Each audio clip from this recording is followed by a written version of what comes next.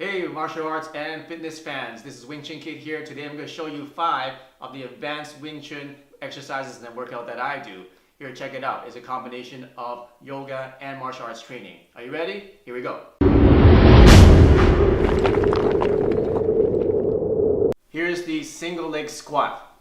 It's a useful exercise to get really strong legs. Here's how you do it.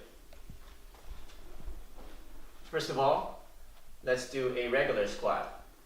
Just going down and up. So as going down, put your hands out like this, straight, and come up, then come back. So from the side, just like this, and like this. So that's a regular squat with both legs. Now all you need to do is do it with one leg. So what you do is just lift up one leg, and slowly go down as far as you can without having this foot touch the ground, and come back up like that. Okay, and do that again. Breathe out, breathe in. Make sure you combine your breathing with your movements. From the side, you can do it like this. Another point is to keep your toes pointing straight, not outwards and not inwards. Okay, so when I'm doing the squat, my toe is pointing straight. So this way, leg up, hands out, down slowly, all the way. You can stick this leg out, point your toes, like that, and come up slowly, like this. So that's the single leg squat. Here's a couple variations you can do for the single leg squat. You can start adding some weights to your hand. A good one to start with is just a regular pole or a wooden bow staff like this one. So we're going to do the same thing, except now we're going to hold up the staff like this and do the squat. That. Wiggle your toes back and forth, turn it around, keep this nice and straight, and come back up with the weight. As you get stronger, you can add weight onto this. Here's an advanced version of the single leg squat. We're going to combine the bow staff and also a couple more movements of the leg. So do your squat as regularly, and when you get the lowest position, move out your left leg or your outside leg to the side, and rotate it to the back, and to the side, and back to the front. And then get back up slowly, like that.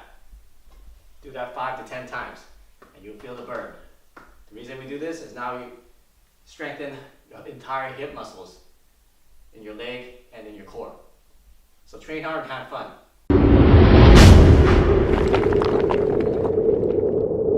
The side plank. A lot of people do it with just the hands, which is great, but we're going to do it with our knuckles. This is really good for Jeet Kune Do training when they do their straight lead. Now you can use the side plank to solidify and strengthen your straight lead. We can do it on the ground. So how you do it is just start kneeling on the ground, put your fist down in the vertical position, stretch out your legs, the left one, and then put your right one underneath it. Now once you got this position, try to keep your body straight. Don't hang it like this, don't bend it like this, keep it nice and straight. Try to imagine a straight line going from your top of your head to your toe. Then stick out this arm, raise it up as high as you can, and make a nice stretch from the fingertips down to your knuckles.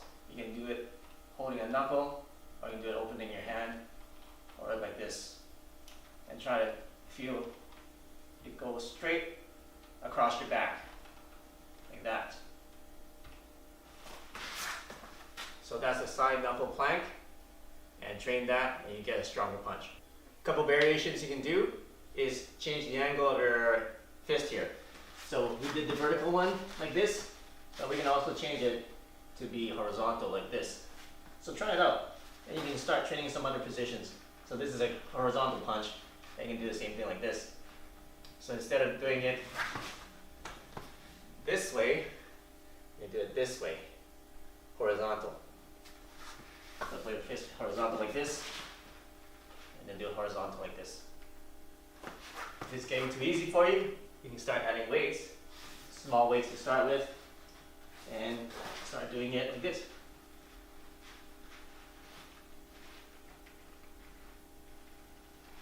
Okay, so that's the horizontal plank. Some pointers is a lot of people's wrists aren't that strong, so start easy.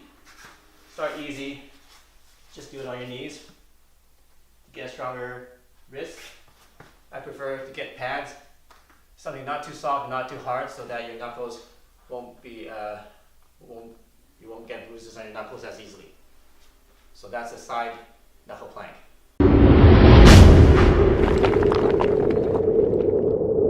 Knuckle handstands. Here's how you do them. A lot of people do handstands with their hand, and this is great. But if you want to train your wrist and train your knuckles for toughness, knuckle handstands is the way to go. You'll also get stronger shoulders and stronger back. Alright, here's how you do it. So start with a wall to help you out, like this. And put your knuckles about shoulder width apart. And then you can angle them in a little bit so it's easier to have the structure. Or just find the angle that you want, that you feel the strongest. So either this way, or it's 45 degrees, or 90 degrees, up to you. I like it somewhere in between. Then just slowly put your legs up one at a time. And get your legs as straight as possible. Put them together like this. And then hold that for as long as you can. Usually 10 seconds to 1 minute is good. You can also put one leg over the other. Alright, so that is your knuckle handstand. You want to come back down, just do one leg at a time, just like that. One important tip for this exercise is you need to keep your back straight. So when you're against the wall, make sure that your feet are here and your body is on a complete straight angle like this. Even though it's on an angle, make sure it's completely straight. You don't want to have a curve like this or a curve like this. So let me demonstrate again.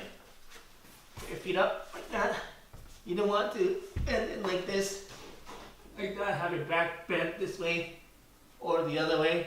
You want to keep it straight from your knuckles all the way to your toes, as straight as possible. So that's one point to do this properly. A couple of safety pointers for you if you're doing this exercise. Make sure that you have a nice soft surface so that if you do tumble forward, that you fall into something soft and don't hurt your back. Another thing is don't do it for too long because the blood will rush to your head and you might get dizzy. Once you get back up, get up slowly, take a deep breath so that the blood will go back to the rest of your body so that you don't faint.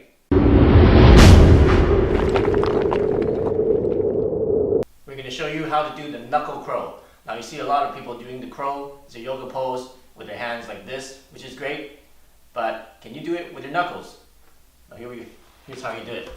The easier way to train this, if you haven't done this before, is to get a block like this.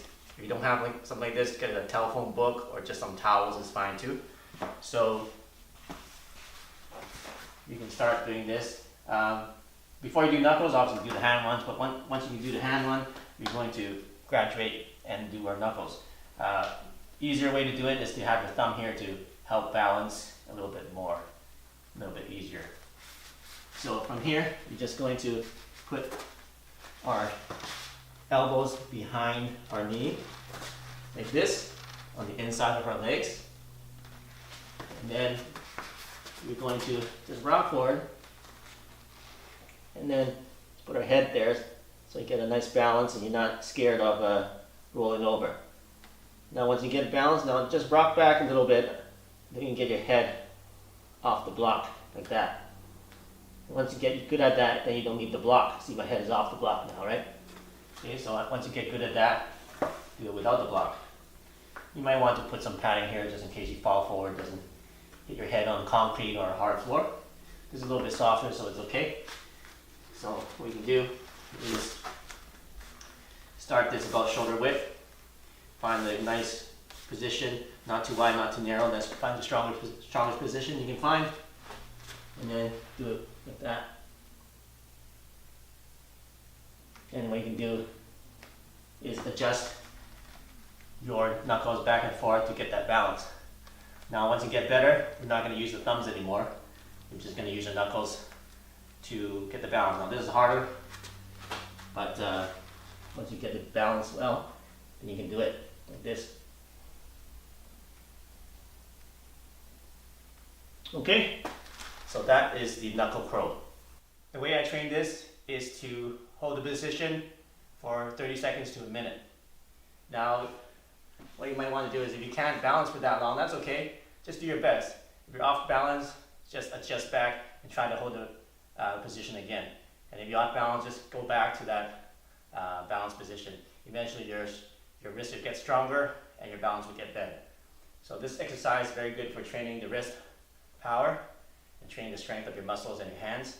And also trains you to have the nice structure of your elbow, trains you to have the right angle of your forearm so that you get the most power, trains everything to solidify your structure to increase your punting power. Here's a super advanced version for you that are insane and want to do something crazy.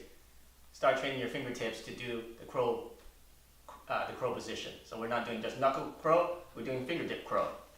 How I do it: put your fingers in position, find the strongest position you can feel, and then do the crow position.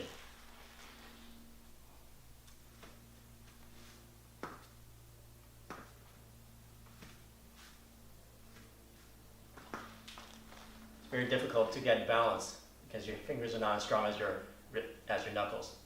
So train hard, and you can start doing it for 1 second, 5 seconds, and start doing this advanced training.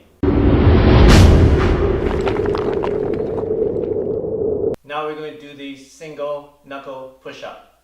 This is an exercise you can do once you get good at doing a lot of push-ups. I say at least 50 push-ups without stopping. Then you can start doing single hand push-ups with just your knuckles. Here's how you do them. Get into a regular push-up position, and then expand your legs a little bit wider, like that. And then get nice and comfortable, feel a nice strong position. Now put one hand behind your back, and then go down on one, like that. And make sure you do good breathing while you're doing the exercise to get more strength and to have proper technique. Hey, thanks for watching my martial arts training and workout fitness videos. I hope you enjoyed them and used them to get stronger. If you like this video, make sure you check out my other videos that I have on my channel, and make sure you click the subscribe button right here to get the latest and best training and workout and self-defense training lesson videos that I have. So I'll see you soon in the next video.